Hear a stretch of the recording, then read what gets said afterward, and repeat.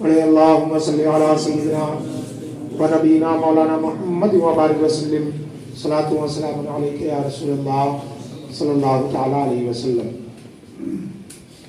حضرات، بڑی خوشی اور مسرت کی بات ہے کہ آج پھر نیپال گنج کی اس سرزمین پر آنے کا موقع ملا اور آپ حضرات سے ملاقات اور کچھ کہنے اور سننے کا شرف حاصل ہوا۔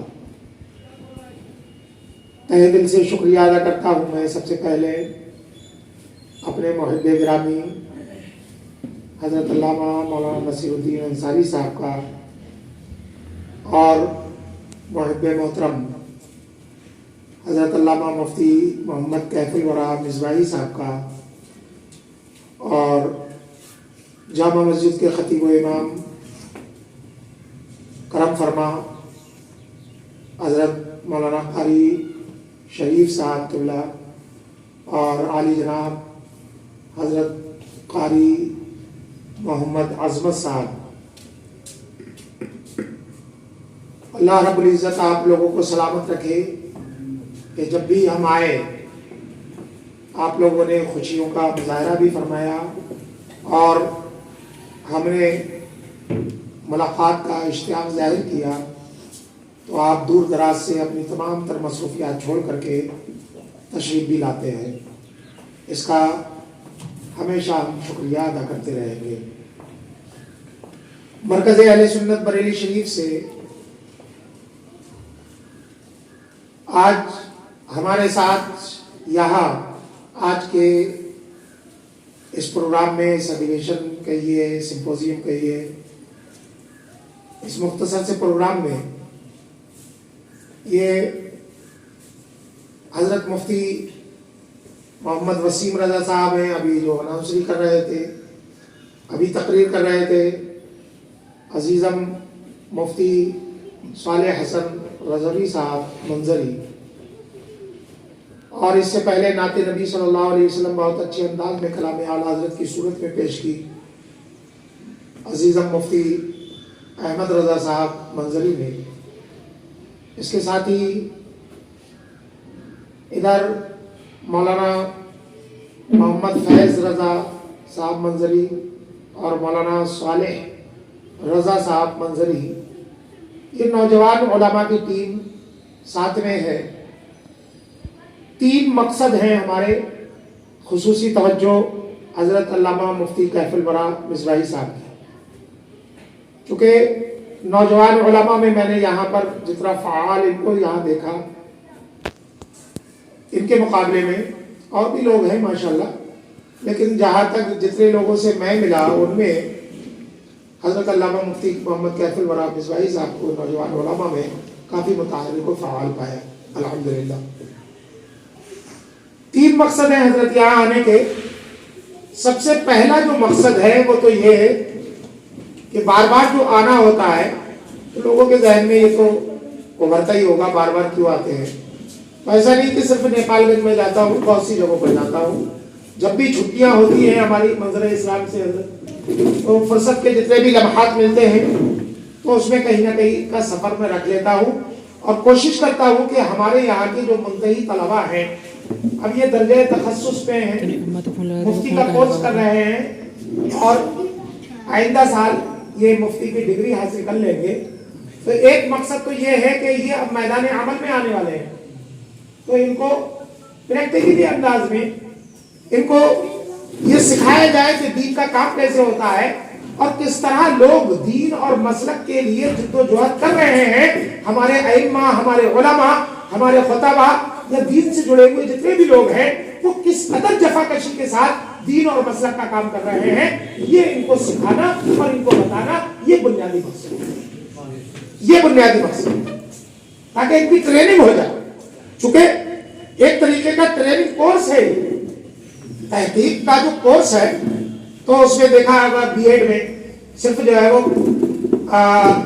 صرف تھیوری ہی نہیں پڑھائی جاتی، ساتھ میں پریکٹیکل بھی ہوتا ہے، تو وہ پریکٹیکلی انداز میں یہ اپنی زندگی کو گزاریں اور آئندہ کے خطوط متعین کریں کہ ہمیں کیا کرنا ہے۔ پہلا مقصد تو یہ.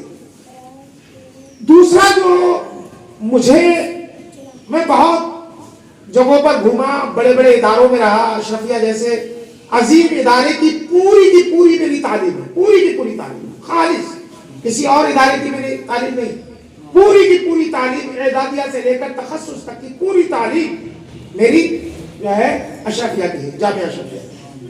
اس کے بعد علی گڑھ مسلم یونیورسٹی، پھر بریلی کالج، روہیل خان یونیورسٹی، پھر مرکز اہل سنت بریلی شریف. تو بڑی بڑی جگہوں پر بڑی بڑی ہستیوں کے ساتھ رہنا ہوا، ان کے ساتھ دنیا کو سمجھنے کا موقع ملا. تو علی گڑھ میں جب ہم لوگ تھے تو ہمارے جانے سے بہت پہلے علی گڑھ کی سرزمین پر اس یونیورسٹی میں سلام پڑھنا ایسا تھا کہ جیسے کہ ان تبلیغیوں کو، جماعت اسلامی والوں کو گالی کسی نے دے دی ہو، ایسا ان کے دل پر جو ہے وہ جا کر کے لگتا تھا یہ سلام. اور اتنی بری حالت تھی کہ اگر کوئی سنی طالب علم کوشش کر کے، محنت کر کے اور ہمت کر کے سلام پڑھنے کی کوشش کرتا تھا تو جوتے اور چپل یہ بھیجتے تھے. اور اس وقت جو سب سے زیادہ ورچسپ تھا وہاں پر، سب سے زیادہ جس کا اثر تھا، وہ جماعت اسلامی کی ایک خطرناک تنظیم، حالانکہ اب تو وہ بین ہو گئی، سمی جسے کہتے ہیں. اس نے سنی گھرانے کے طلبا کو علی گڑھ مسلم یونیورسٹی میں برگلا کر کے ان کو دہلیہ بنانے کی کوشش کی. سنیت کا جو مواد تھا، سنیت کی جو ان کی آئیڈیالوجی تھی، اس کو ختم کرنے کے لیے ہر چند کوشش کی. اس سے مقابلہ کرنے کے لیے 1977 میں سنیوں نے اسٹوڈنٹس کا ایک گروپ بنایا اور مسلم سنی طلبا کے ایمان اور عقیدے کی حفاظت کے لیے، جو کالجز میں پڑھتے ہیں، یونیورسٹیز میں پڑھتے ہیں، اس کے لیے MSO نامی تنظیم 1977 میں قائم کی. علی گڑھ میں جب ہم گئے تو ہم بھی اس سے وابستہ رہے. درس قرآن اس کی طرف سے ہر اتوار کو ہوتا تھا سلیمان ہاسٹل کی مسجد میں. تو وہ درس قرآن الحمدللہ کئی سال، کافی دنوں تک میں نے بھی جو ہے وہ دیا. تو اس سے مجھے یہ ذہن ملا کہ جس طرح انڈیا میں MSO نامی تنظیم ہے، اسی طرح کیوں نہ اسی کی طرز پر نیپال میں بھی جو کالجز کے بچے ہیں، یونیورسٹیز کے بچے ہیں، جو اسکولوں میں پڑھنے والے بچے ہیں اور جو پڑھ لکھ کر کے آفسوں میں نوکری کر رہے ہیں، ماڈرن ایجوکیشن ہے، اور وہ یہ چاہتے ہیں کہ ہم بھی علماء کی طرح، علماء کے ساتھ، علماء کے مشورے سے بڑھ چڑھ کر کے حصہ لیں دینی کاموں میں، دین کا کام کریں، مسلک کا کام کریں، خود بھی اپنی حفاظت کریں، اپنے ایمان و عقیدے کی اور اپنی فیملی کے لوگوں کی بھی ایمان و عقیدے کی حفاظت کریں. تو ایسے لوگوں کو پلیٹ فارم دینے کے لیے ہم نے اسی طرز پر تھوڑا سا نام میں تبدیلی کر کے یہ نام جو ہے وہ تجویز کیا کہ Nepali Sunni Muslim students organization. کیونکہ اس کا MSO کا مطلب تھا وہاں پر Muslim student organization of India, اس کا پورا نام. تو ہم نے اس میں تھوڑی سی تبدیلی کی. اب یہ چونکہ مشاورتی اجلاس ہے، استحقنا اجلاس ہے، میں حضرت مفتی محمد کیف الورا صاحب کی خصوصی توجہ کہ اگر آپ حضرات کی تائید حاصل ہو تو کیوں نہ اس کو جو ہے وہ اس کی استحقنا کر دی جائے. بے شک، بالکل تائید، صحیح رہے گا. بالکل تائید جی. ماشاءاللہ بڑی خوشی اور مسرت ہوئی یہ سن کر کے. الحمدللہ، سبحان اللہ. مجھے امید تھی کہ کسی کی تائید حاصل ہو یا نہ ہو، ہمارے حضرت علامہ مفتی محمد کیف الورا صاحب کی تائید ضرور حاصل ہوگی، کیونکہ وہ اسی طریقے کا ذہن رکھتے ہیں. تیسرا مقصد ہمارا یہ تھا کہ لوگوں کو ذہن ملے، جگہ جگہ جا کر کے اس طریقے کا پروگرام کریں، لوگوں کو ذہن ملے کہ جلسوں کے علاوہ بھی پروگراموں کی نوعیت کچھ اور بھی ہوتی ہے اور اس کی بھی ایک الگ دنیا ہے، اس کی بھی الگ ایک اہمیت ہے. اس طریقے کے پروگراموں کی کا چلن جو ہے وہ بڑھایا جائے، چھوٹے مختصر انداز میں مختصر جو ہے وہ اجلاس ہو، مختصر ٹائم میں اور دن کے اندر یہ اجلاس ہو، تاکہ وہ جلسے بھی اپنی جگہ برقرار رہیں لیکن ساتھ میں اس طریقے کے پروگرام بھی جو ہے وہ جاری و ساری. یہ بھی مقصد تھا. اب چونکہ وقت زیادہ ہو رہا ہے، مجھے صرف اس کا قیام مقصود تھا اور اس میں بہت بڑے لیول پہ کام کرنے کی ضرورت ہوگی. اس کے لیے سردست جو عبوری کمیٹی جو ہے وہ تشکیل دی جا رہی ہے، اس میں ہم چاہتے ہیں کہ اس کے سرپرست کی ذمہ داری حضرت علامہ مولانا نصیر الدین صاحب قبلہ قبول فرما لیں اگر آپ حضرات کی تائید حاصل ہو. جی بالکل. اس کے علاوہ سرپرست دوم میں چاہتا ہوں کہ ہمارے خطیب و امام جامع مسجد کے حضرت قاری محمد شریف صاحب اس کو قبول فرما دیں تاکہ ان بچوں کی رہنمائی کی. اصل میں اس کا ضابطہ حضرت میں بتا دوں کیا ہے. اس کا ضابطہ وہ ایم ایس او کا ہم نے بنایا تھا وہاں پر, وہ یہ تھا کہ پوری کمان نوجوان اسٹوڈنٹس کے ہاتھوں میں ہے, لیکن ایک عالم سرپرست کی حیثیت میں جگہ جگہ ضرور ہوگا جہاں بھی شاخہ ہے اس کی قائم ہوگی, سرپرست ہوگا. اور اس کے پورے نیپال کے لیے میں نے جو نام اعلیٰ حضرت رضی اللہ تعالیٰ عنہ کی بارگاہ میں جا کر کے جن ناموں کا انتخاب کیا اور وہاں بیٹھ کر کے سوچا, اس میں ایک نام میرے ذہن میں آیا, وہ ہے حضرت علامہ مولانا مفتی محمد کیف السنورہ صاحب قبلہ کا, کہ پورے نیپال میں جہاں جہاں بھی یہ قائم ہو ان سب کی سرپرستی آپ کو آپ کی رہنمائی ان لوگوں کو بچوں کو حاصل ہو. انشاءاللہ اس کا باقاعدہ دستور میں بنانے والا ہوں جو ایم ایس او کا ہمارا ہے اسی کی طرز پر, اور پھر ایسا نہیں ہے کہ اعلان کر کے ہم چلے جائیں ہوا ہوائی ہو جائے. بہت ایسے ہو چکا ہے جماعت اہل سنت میں, ایسا انشاءاللہ نہیں ہوگا. 10 ضلعوں میں ہو, 10 جگہوں پر ہو, لیکن اس کا وجود دکھنا چاہیے. بھلے 3 لوگ ہوں وہ اپنا بیرک لے جا کر کے اپنی حاضری درج کرائیں کہ جو ہے وہ ہم نے یہ کام کیا, بڑھ چڑھ کر کے حصہ لیں. لیکن اس میں جو ہے وہ زیادہ تر جو شمولیت ہوگی وہ اسکول, کالجز اور یونیورسٹی کے طلباء کی ہوگی.